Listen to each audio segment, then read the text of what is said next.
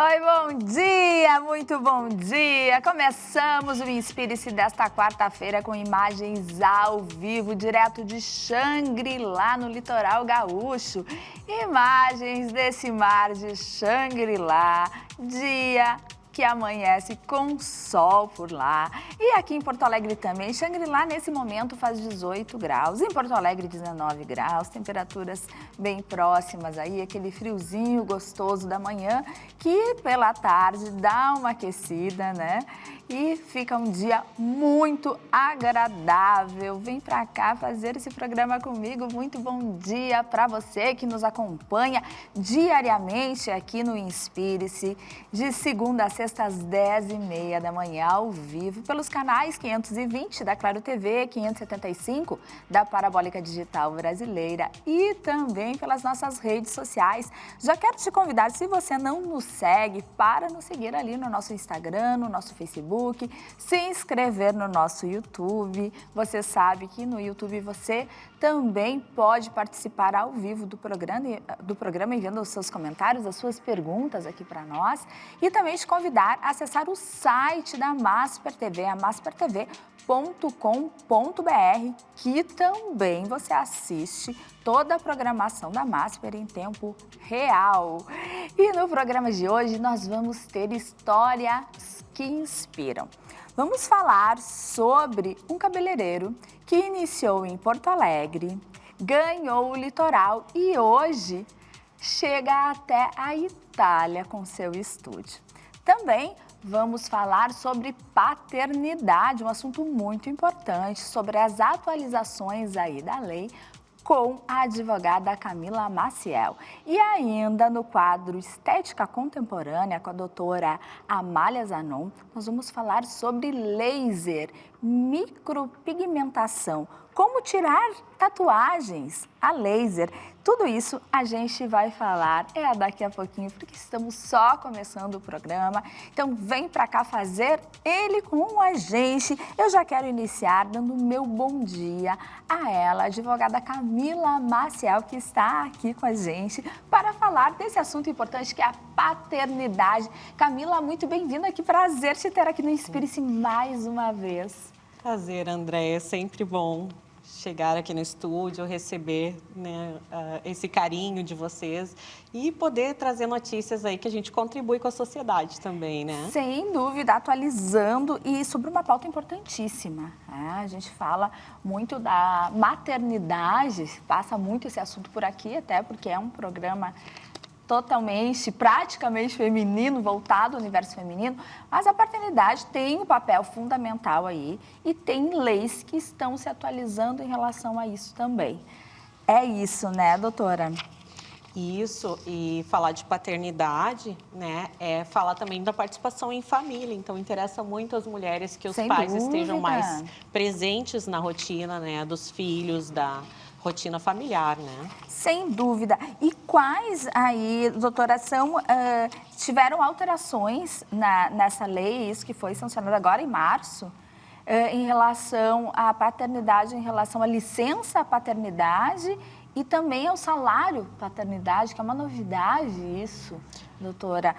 Quais são os principais ganhos aí que a gente pode pensar em relação a tudo isso? Tu sabe, André, que a gente já tinha um esboço do que é essa lei que está entrando em vigor, que entrou em vigor, né, foi sancionada agora, final de março. A gente tinha esse esboço através de um programa que se chama Empresa Cidadã. Então, algumas empresas iam lá e aderiam a esse programa e já ampliavam o direito do pai a ficar mais tempo com os filhos, né? O que se tem na lei hoje, até o momento, né, antes dessa alteração que ainda não entrou em vigor, mas que já está vigente, é que 5 dias os pais ficam em casa a partir do nascimento dos filhos, né? E esse programa Empresa Cidadã, então, ele ampliava para 15 dias mais 5, chegava a 20. Agora, a lei traz isso dentro de um direito do cidadão a 20 dias, né, de afastamento, uma licença, e também remunerado. Ele vai passar a receber um salário paternidade, assim como tem o salário maternidade, salário paternidade. que são ganhos reais, né? Muito importante isso, a gente ter esse olhar para o pai também. Assim como a gente fala também, doutora, que existem muitas mães solos, existem pais solos também, né? É verdade. E a lei está bem ampla, até eu trouxe aqui um esboço, porque ainda não faz parte da nossa rotina do dia a dia, né? Claro. Então, ela traz vários detalhes, bem abrangente, e algumas coisas que eu acho que na prática ainda a gente vai ter que aprender a otimizar, operacionalizar ela, né? Porque a lei traz o texto e depois vem a prática no dia a dia. Mas até em relação a isso, acho que a gente pode ser até bem didático para quem está nos acompanhando, para a gente entender como que a gente pode, então, fazer, né? Quem se interessar aí, esses pais podem fazer esse encaminhamento. Quando, então, doutora, pode ser feito esse pedido? Então, o direito nasce a partir do nascimento do filho, né? Ou a partir de gerar ali a adoção ou guarda, né? A guarda também abrange, mas ela precisa já ter um direcionamento para a adoção, né? E importante também dizer, Andréia, para não passar, que além do CLT, da pessoa que trabalha de carteira assinada, ela também está abrangendo os profissionais autônomos, né? MEI, domésticos. Esse valor desse salário paternidade será pago pelo INSS, né? E também interessante, uma novidade que a lei trouxe, é o acréscimo de 1/3 do que seria previsto para o valor do benefício para crianças com condições como PCD, né? Pessoa com deficiência. Há uma estabilidade aí, doutora, de emprego também? A lei ela tem uma previsão, tá? Que desde o início da licença até 1 mês do término, o funcionário não pode ser demitido, né? Então, aconteceu o nascimento, a adoção já tem o termo ali, ou a guarda já tem o termo, ele vai comunicar à empresa, né? E a partir dali já vai, com 30 dias de antecedência, importante destacar, e a partir dali já vai começar a vigorar esse direito à licença, né? E a lei também protege o empregado quando ele vai lá e comunica à empresa, né? E como tem 30 dias de prazo até ele começar a receber, então, nesse período, antes de efetivar a licença, a empresa também não pode demitir, né? Não pode demitir sem justa causa, não pode ser nada arbitrário, porque senão a lei prevê um pagamento em dobro do que ele teria para receber. Qual que seria esse valor? A gente tem como... Nós temos uma previsão do salário integral, conforme a pessoa recebe, né? E daí, no caso, quem é carteira assinada, que ela recebia trabalhando. Mas, para quem tem o salário ali que varia mês a mês, aí é feita uma média dos últimos 6 meses. Doutora, e como que fica a organização dessa rotina para a aplicação dessa lei? É importante, Andréia, porque a lei ela foi sancionada agora, mas como precisa de uma adaptação do empregador, inclusive, na rotina de trabalho, né? Tem todo não é automático, né? Então, assim, tem todo um passo a passo aí, e a lei vai obedecer um prazo que, a partir de 1º de janeiro de 2027, o cidadão já vai ter direito a 10 dias de afastamento, né? Aí passa para 2028, 1º de janeiro de 2028, 15 dias, e integralmente a previsão da lei de 20 dias de licença vai para 2019. Que seria para todo mundo se adequar, dá tempo, mais ou menos isso. Para ir administrando, equilibrando a modificação da legislação.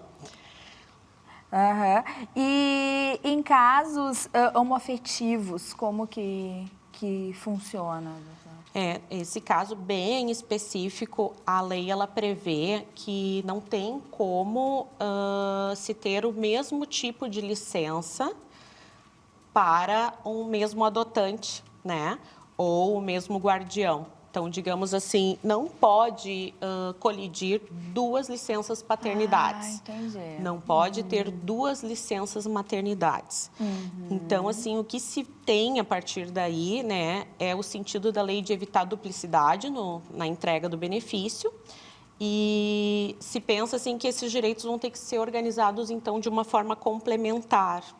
Vai ter que ter uma padronização na concessão.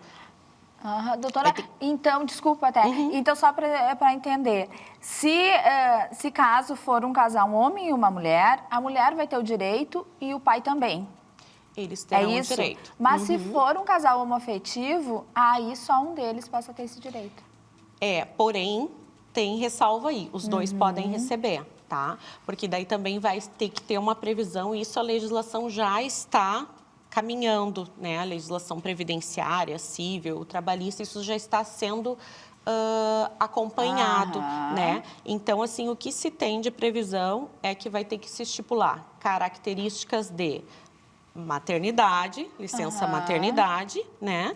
E o outro vai ter que estar dentro da paternidade ou algo equivalente para se diferenciar um benefício do outro. Então, assim, independente do nome que vai se dar para essa licença, né? Acho que o importante é que seja respeitada a estrutura dessa família. Sem dúvida, né? Isso aí sim, né? É uma adequação aí, um equilíbrio. Documentos. Quais são os documentos necessários, então, para poder, né, usufruir desses benefícios? Então, a partir da previsão do parto, o pai já consegue pegar um atestado médico e informar na empresa, né? Ou então perante o INSS, né, se for autônomo.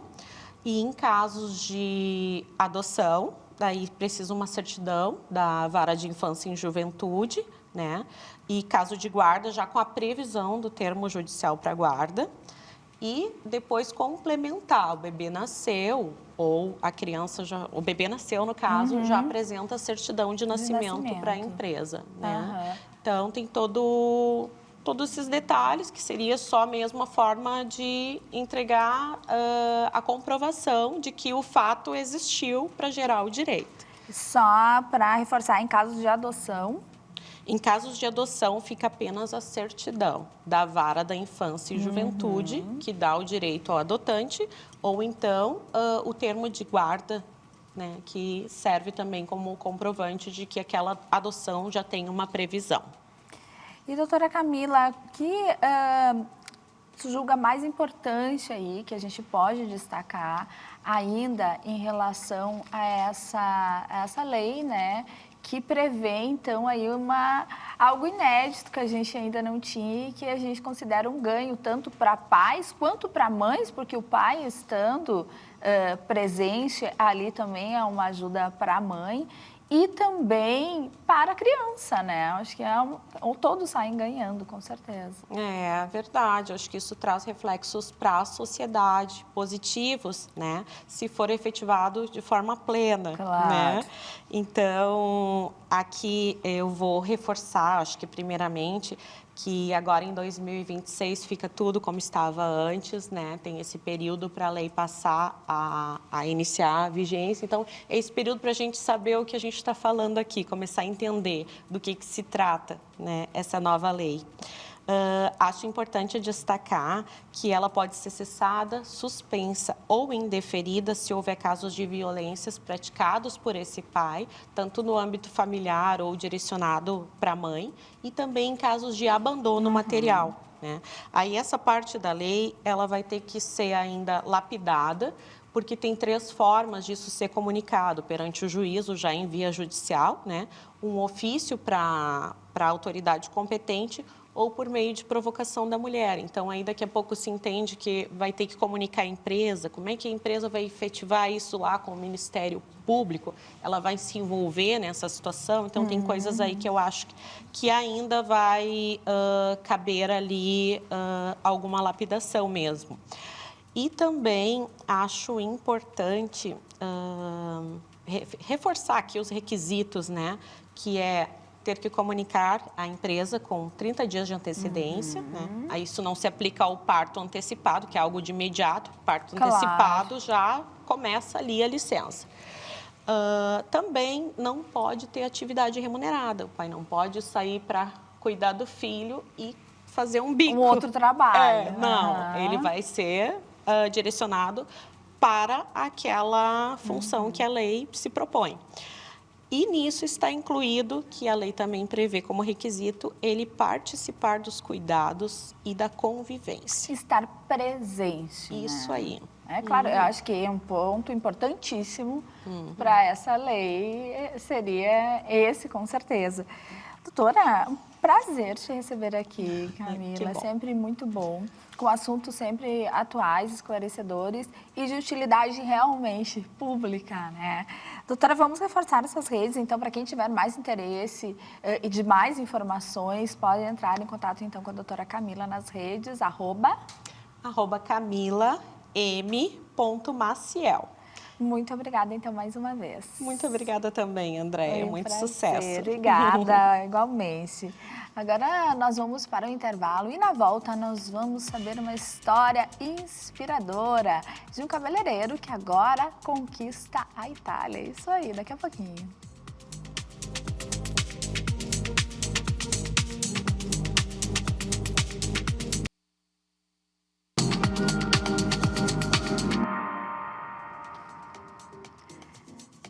Estamos de volta com o Inspire-se ao vivo para todo o Brasil, direto aqui da Masper TV em Porto Alegre. Agora eu vou falar com um profissional que tem uma trajetória muito interessante aí. Iniciou em Porto Alegre, ganhou o litoral e agora chega à Itália, levando toda a sua técnica, o seu talento para lá, que é o cabeleireiro Rodrigo Monteiro. Rodrigo, seja muito bem-vindo, bom dia. Bom dia, obrigado pelo convite, André. Estou muito feliz de estar aqui e compartilhando um pouquinho da minha trajetória. Prazer em te receber, Rodrigo, e conhecer um pouco mais dessa trajetória, né? Que mostra pra gente uma trajetória realmente inspiradora, que mostra que não há fronteiras quando a gente sonha e trabalha para isso, né? Então, eu queria saber um pouquinho desse teu percurso aí até chegar aonde você está chegando agora, que é conquistando seu espaço na Itália. Eu comecei como auxiliar de cabeleireiro, né? Mas sempre tive um foco, né? Tipo, uma determinação de ser colorista. Então, eu comecei trabalhando como auxiliar, trabalhando em salão. Tive meu primeiro salão, na pandemia a gente fechou. E quando eu fechei o salão na pandemia, eu me dediquei aos estudos, né? Coloração pessoal, desenvolvimento de cor, sobre a personalidade de cada cliente, entender, né, mais essa personalidade, que é a personalidade da mulher, que é muito forte e também ela auxilia bastante. Então, eu precisava entender essa personalidade e, através disso, montei meu salão e começamos a trabalhar. Tive uma sócia, ela foi para a Itália. Comecei a ir para a Itália, já estou há alguns anos dentro da Itália. E lá comecei ganhando um espaço grande também. Ah, é? Qual cidade, Rodrigo? Eu faço todo o norte da Itália, né? Então, eu faço Mussolongo, faço o largo ali de Garda. E como que é esse teu público lá, né? Tuas clientes? É mesclado? Tem muita brasileira? Tem outras nacionalidades? Tem a italiana também que está chegando, aderindo a esse teu trabalho? Como que é? Lá tá tendo muita polonesa, né?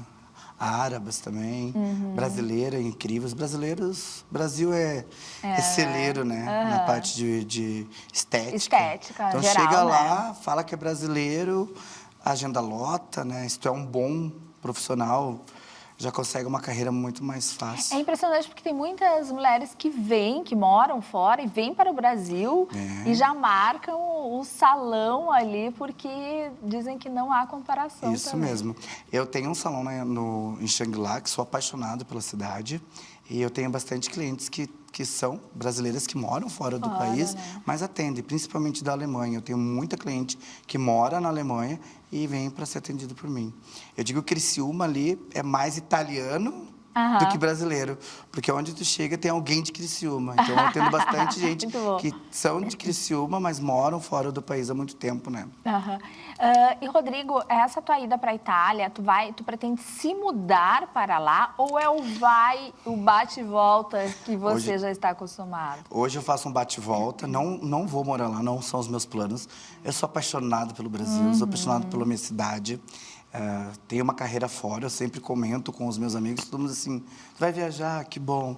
Eu vou a trabalho, então eu chego lá, faço meu trabalho e volto. Sou apaixonado pelo Brasil, não consigo deixar o Brasil, mas eu tenho sim, a gente está abrindo um salão na Itália, que vai ser ali no Largo, né? Então, estou levando alguns cabeleireiros brasileiros do Rio Grande do Sul que vão morar lá e vão trabalhar lá, né? Olha que legal. E aí a tua sócia vai tocar presencialmente Ela já tem lá. Ela é Uhum. esteticista. A gente está vendo a documentação porque eu já tenho permesso de trabalho na Itália, mas a Itália, ela não, nossos cursos brasileiros não são reconhecidos lá. Então, todos que chegam lá vão ter que fazer uma faculdade, né? Um curso novo na parte de cabeleireiro, porque lá não tem técnico em cabeleireiro. E eu fiz o curso, fiz a prova e eu tenho permesso de trabalho. Por isso, eu consigo ir e voltar muitas vezes ao ano lá. Aham. E o que a gente pode falar hoje? Vamos atualizar também, né? O que tem de tendências aí e o que quando tu vai se torna até diferente de pedidos ou o que tu leva de novidades que as pessoas também aderem? Eu digo que a Itália ela é um pouco atrasada na parte estética, né? A gente tem que levar tendências, mas a gente não pode ser tão usado como nós, os brasileiros, somos. Então, a gente chega lá, levamos a nossa técnica, sempre o mais básico, né? Até porque a estrutura do cabelo lá é bem difícil. Para quem já foi viajar sabe que tem muito calcário, então é mais difícil para abrir mechas, o cabelo é mais poroso por causa do tempo, da temperatura. Então, tu tem que chegar na Itália, tu tem que entender sobre o processo do cabelo e o que tu vai usar de material. Então, a gente usa na Itália muita referência brasileira. Só que não é todos os cabelos que são permitidos a fazer, até porque eu sou um profissional que eu cuido muito sobre paisagismo, sobre coloração pessoal, trazer um cabelo perfeito, técnica perfeita, com qualidade. Saúde pro cabelo. E que orna, né? Orna com a sobrancelha, olha com o olhar, com a pele. Então, a medida certa. O cabelo, para mim, é a medida certa. Pode ser usada, mas na medida correta. Então, chegando lá, eu estudo todo o cliente, se ele quer, qual é o sentido do cabelo, se é só para ele, se precisa para trabalho, para venda. Lá a gente trabalha com muito comercialista, né? Que são os nossos contadores aqui. E eu trabalho para muita mulher comercialista lá, né? Que gosta de ter um cabelo mais sério. Né? Então, a gente tem um pouquinho de cada como o Brasil, né? De quanto em quanto tempo tu vai para lá? Então, as minhas viagens são a cada 2 meses e meio, mas... Nossa, é muito E aí eu faço meus frequente. lançamentos, faço na Itália, faço Paris, vou fazer na Turquia agora, né? Dei uma para acessar um pouco da guerra para fazer o meu lançamento lá. Quem me acompanha nas redes sociais, eu viajo muito, né? Então, eu tô dando uma esperadinha, eu dando uma pausa, né? Para mim decidir quais são os passos lá na Itália, né? E já fala italiano? Já Falo. parla? Eu não parlo muito italiano, mas compreendo muito italiano, né? Muito bom. Ô, Rodrigo, em relação ao público masculino, há uma diferença também entre o brasileiro e O italiano o italiano é muito mais regrado. A gente diz que ele está muito bem apresentado, até mais que as mulheres italianas. O italiano, ele gosta de estar muito bem vestido. O italiano pode ser calor, pode ser frio, ele sempre vai estar com uma camisa bem alinhada. Os italianos se vestem muito bem. As italianas não tanto, mas elas estão agora... eu digo que agora chegou, né? A internet lá para a Itália, porque quando eu cheguei lá era mais difícil, assim, sabe? As pessoas não têm aquele costume de estar nas redes sociais como nós, brasileiros. Então, está chegando as redes sociais lá e, para mim, está sendo muito bom que eu consigo ser mais ousado. Mas a italiana, ela é muito recatada. Comedida ainda em relação a... Mas estamos chegando. A gente chega, mostra o nosso trabalho, coloca o nosso posicionamento e elas acabam cedendo um pouquinho. E os homens já são um pouco mais ousados em relação a São cabelos? ousados. Cabelo, a barba. O homem lá Os italianos, eles têm esse finez, né? Essa finez, né? Não é à toa que se fala, né, nos homens italianos como referência. Camisa de linho, toda a vida muito bem passada, os italianos se vestem muito bem. E, então, eu acredito que a tua agenda também deve ser bem disputada aqui no Brasil, porque se tu fica, né, de 2 em 2 meses indo, tem uma agenda um pouco mais apertada aqui. Já quero deixar o convite, que tu faça esse convite para quem está nos assistindo, né, de como que faz esse agendamento contigo, onde que você atende hoje no Brasil, para quem se interessar, aí poder te procurar. Então, eu tenho minhas redes sociais, que é rodrigomonteiro.rm. Ali você vai encontrar todas as informações, vídeos, trajetória, meu dia a dia, como é que funciona o meu trabalho. E na Itália, as agendas sempre estão... Eu já volto com ela toda lotada, então a gente tem que estar ali ficando uns dias a mais para poder encaixar algumas pessoas que estão chegando. E aqui em Porto Alegre eu atendia, mas acabei atendendo direto agora no litoral. Até porque eu não consigo estar me locomovendo muito, então as pessoas estão indo até o litoral, a gente recebe gente de todos os lugares, Curitiba, Santa Catarina, a gente tem um público bem grande em Santa Catarina. Qual cidade é? Em Xangri-Lá. Em Xangri-Lá, então. E claro, mais informações, curiosidades, só seguir o Rodrigo, né? E tu responde lá, né? Quem tiver dúvidas, minha equipe lá. Perfeito, Rodrigo, adorei te receber, prazer, e te desejar muito sucesso, muito mais ainda, sucesso já tem, que continue sempre brilhando aí, obrigada. Muito obrigado pela oportunidade, pelo espaço, parabéns pelo programa. Obrigada, até a próxima então, até a próxima. Nós vamos agora para o intervalo, na volta tem estética avançada com a doutora Amália Zanon, estética contemporânea, o quadro, vamos lá, daqui a pouquinho.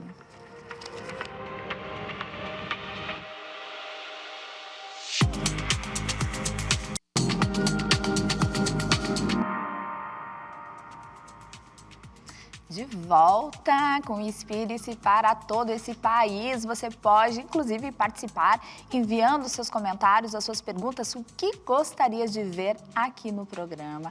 Ainda mais nesse quadro que vem nos atualizando, nos trazendo muitas novidades e, principalmente, informações que são muito necessárias para a sua saúde, ainda mais quando a gente pensa em estética. A gente vai lá fazer um procedimento para ficar bem e realmente a gente precisa estar preocupado com a nossa saúde. Então, nós vamos agora direto para o quadro Estética Contemporânea, que hoje vai falar sobre remoção de tatuagem e de micropigmentação a laser, que vem com tudo, está sendo uma tendência cada vez mais procurada. É agora com a doutora Amália Zanon.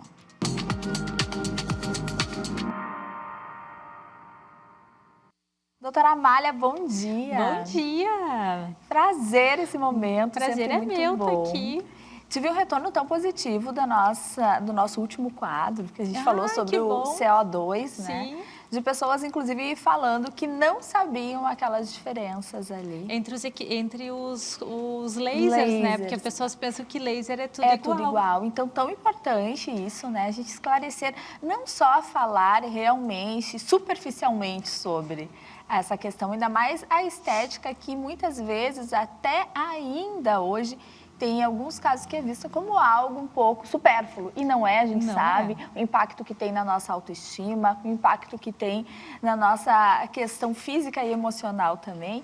E às vezes a gente frisa aqui que é importante a gente ter informações e tratar isso com muita responsabilidade, né? Com certeza. E hoje, então, o assunto é a remoção de tatuagens e micropigmentações, doutora, que é algo que está sendo cada vez mais procurado, é impressionante, né? Sim, as pessoas estão procurando muito.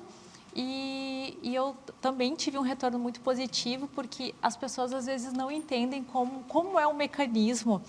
E eu achei importante trazer essa pauta, porque as pessoas pensam, Andréia, que é o laser que remove a tatuagem. E não é. O mecanismo, o laser, ele destrói a partícula do pigmento e é o próprio corpo do paciente que faz a eliminação. Mas olha que interessante. Então, o que acontece? Muitas vezes o paciente, na ânsia da remoção, porque hoje, assim, aquela tatuagem não representa mais um momento da vida, ela não está mais comunicando com a tua imagem atual. Às vezes as pessoas querem fazer essa remoção tanto de tatuagens como micropigmentações, delineados definitivos, que era uma tendência há uns anos atrás, hoje já não é mais. A micropigmentação labial, que às vezes ela ficou desbotada, e os pacientes buscam a alternativa da remoção a laser, e eles pensam que é o laser que faz a remoção. Então, eles pensam que quanto mais sessões e num curto espaço de tempo, eles terão um resultado melhor. E não é assim que funciona. E não é assim que funciona. Olha que interessante, então a gente vai saber agora como realmente que funciona. E voltando um pouquinho para falar em relação a essas tatuagens, a tatuagem também, doutora, algum tempo atrás, ela tinha uma técnica, ela tinha um material que era empregado nela e que hoje já mudou, né, se avançou em relação a isso. E aquela tatuagem antiga pode estar borrada, pode estar sem aquela característica inicial também, né? E a pessoa já não se identifica realmente mais com aquilo. Ou foi feito uma outra época que realmente não faz mais sentido.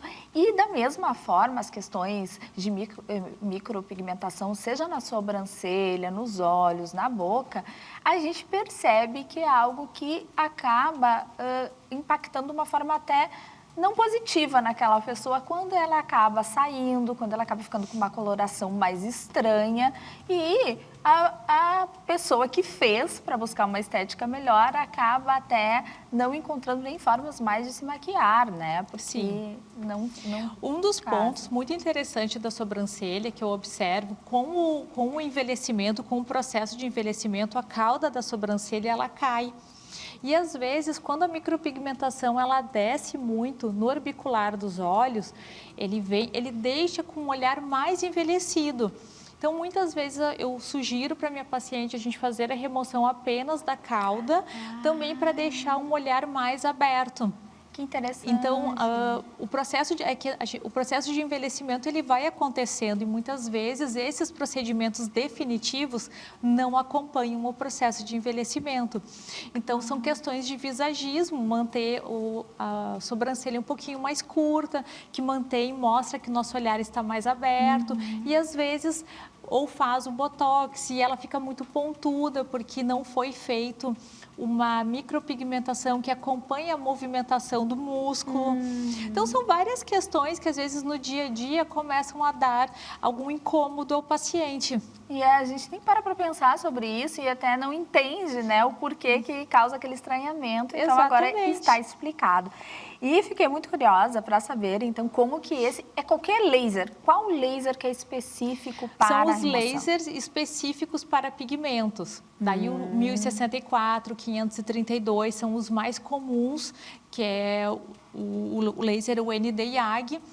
Então, ele é usado, daí tem o nanosegundos, picosegundos, eles são usados para quebrar esse pigmento. Então, ele fragmenta esse pigmento na pele e é o próprio corpo do paciente que faz a remoção.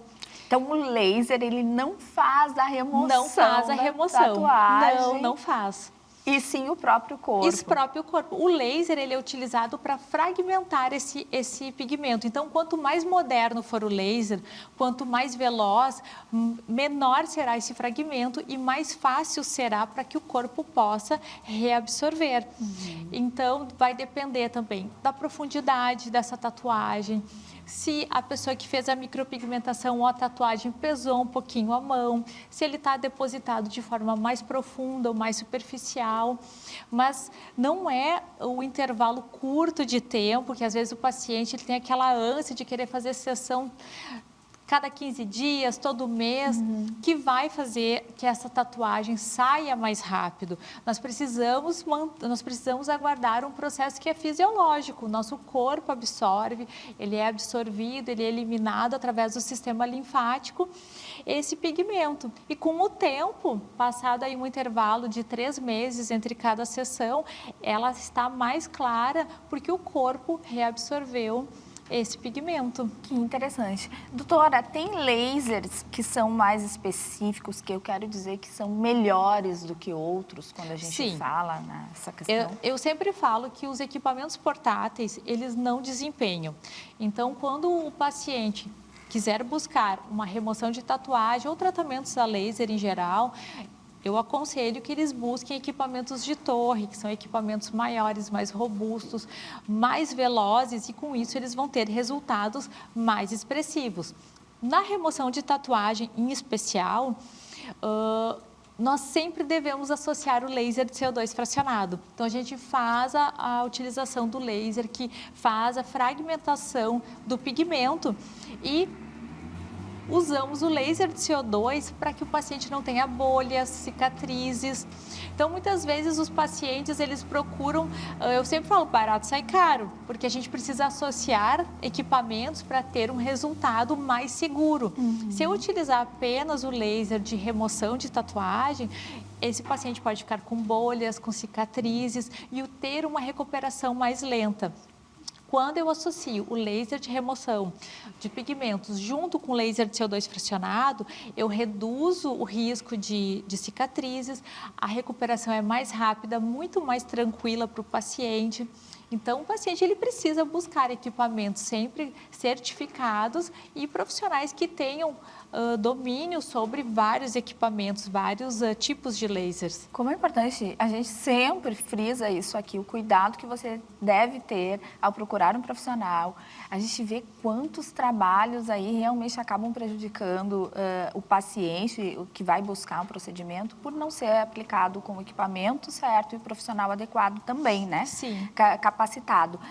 Olha só, vai querer tirar a micropigmentação ou a tatuagem e não pensar nesses cuidados, tu pode ficar com uma cicatriz, né? Então tu vai tirar a tatuagem, mas fica com uma cicatriz ali que vai trocar uma coisa pela outra. Então, o quanto é importante ter um profissional que entenda mais esse processo, que realmente tenha o cuidado, né? Não é só vender um procedimento, é realmente cuidar desse paciente. Eu tenho muitos pacientes que me procuram, porque eu fiz 8, 10 sessões, eu fazia mensalmente a sessão, e daí quando eles começam a fazer o tratamento com um intervalo de 3 meses, eles começam a ver que a tatuagem começa a realmente clarear, porque eu não posso mensalmente fazer a sessão, não é quanto mais sessões, mais rápido vai sair. Não, a gente precisa ter um processo fisiológico que precisa ser respeitado e que, por vezes, os profissionais que não são qualificados, que não têm formação acadêmica adequada, e esse é um dos grandes perigos da remoção de tatuagem, que muitas vezes não são profissionais registrados em conselho de classe, profissionais que têm formação acadêmica, se aventuram em clínica, fazendo remoções de tatuagem, inclusive utilizando óculos que não são pertinentes, porque esse é um dos comprimentos de onda que oferece maior risco para os olhos do paciente. Quando a gente vai fazer a remoção do delineador definitivo, nós precisamos usar um protetor intraocular para ser seguro para o paciente. Então, eu não posso fazer o disparo, porque o risco do paciente ter um dano nos olhos é muito grande. E irreversível. Às vezes irreversível. Que coisa. Doutora, por falar em remoção, né, a gente associa muito a dor. Tem gente que diz que o laser para a remoção da tatuagem dói mais do que a própria tatuagem quando foi feita. Isso é mito ou é verdade? Isso é verdade quando é feito com um profissional que não tem acesso ao anestésico.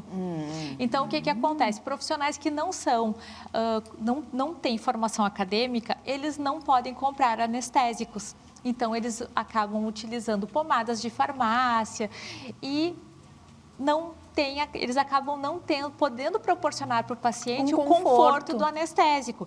Já profissionais que são registrados em conselho de classe, eles têm acesso ao uso de anestésicos, então a gente anestesia esse paciente.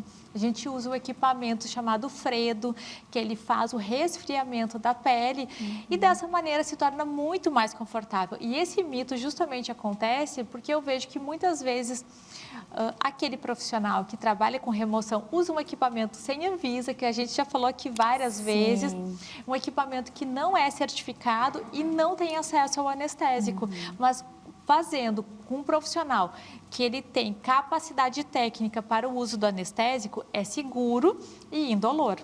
Olha, o quanto é importante a gente não cair, né, nas tentações das redes sociais, da internet, dos valores. Ah, não, eu vou por esse porque tem uma promoção que está imperdível aqui.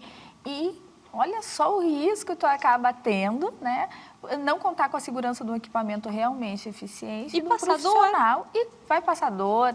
Enfim, é a saúde em primeiro lugar, doutora. E como é importante trazer essas informações. Porque muitas vezes a gente não sabe. Acho que o equipamento tendo aquele nome é tudo igual. E não é. Não é tudo igual. Não é. E a gente tem que primar aí pela nossa segurança em primeiro lugar. A gente sempre vai trazer isso aqui, porque é nosso compromisso com você também. A boca, o lábio e os olhos, eles demoram mais do que uma tatuagem? Geral? Às vezes não. Por exemplo, se a tatuagem preta, de cor preta, pigmento preto, ele sai muito rápido. Sai rápido, ele é uma remoção mais tranquila. Já o lábio, que normalmente é um pigmento avermelhado, ele demora mais. Então, são mais sessões. É muito mais difícil remover pigmentos coloridos. O pigmento que ele é preto, ele sai mais rápido. Então, depende também há quantos anos o paciente realizou aquele procedimento. Porque muitas vezes a pessoa que trabalha com micropigmentação, ela faz misturas de pigmentos. O pigmento preto sai de forma muito fácil e quando a gente vê tem um residual vermelho, laranja, que foi feita uma mistura. Então, eu sempre falo para os pacientes, quando a gente vai fazer uma remoção de pigmento, nós vamos primeiro avaliar, a gente vai fazer uma sessão para avaliar para que cor que vai abrir, porque às vezes pode abrir para outras cores, porque a gente pensa que é uma micropigmentação ali de cor preta, mas não, ela tem o verde misturado, daí o verde já é muito mais difícil de remover. O azulado também é muito difícil de remover, daí precisam de outros equipamentos muito específicos para esses pigmentos. Então, são muitas particularidades que envolvem e a gente não sabe, porque o paciente não sabe o que foi feito, ele não sabe qual foi o pigmento, isso é importante. Buscar quando a gente vai buscar esses serviços de micropigmentação ou de tatuagem, buscar se informar com o profissional que realiza, quais foram os pigmentos, as cores de pigmentos usados, porque assim, se num dia de um possível arrependimento, a gente tem condições de trabalhar melhor aquele pigmento, porque acaba sendo uma surpresa. Claro, claro, perfeito. E os cuidados, como que fica o pós? Né? Tanto da tatuagem quanto dos procedimentos no rosto, assim, sobrancelha, os olhos, os lábios, a pessoa que vai ir retirando, ela pode maquiar em cima, quanto tempo depois? Não, ela não deve maquiar, ela, por exemplo, o lábio, ele cicatriza rápido, região de mucosa cicatriza rápido, então a gente espera no mínimo de 10 a 15 dias para que o paciente possa voltar a usar maquiagem na região dos olhos. A sobrancelha é muito tranquila da remoção, apenas uma hidratação, da gente evita usar lápis ou alguma maquiagem.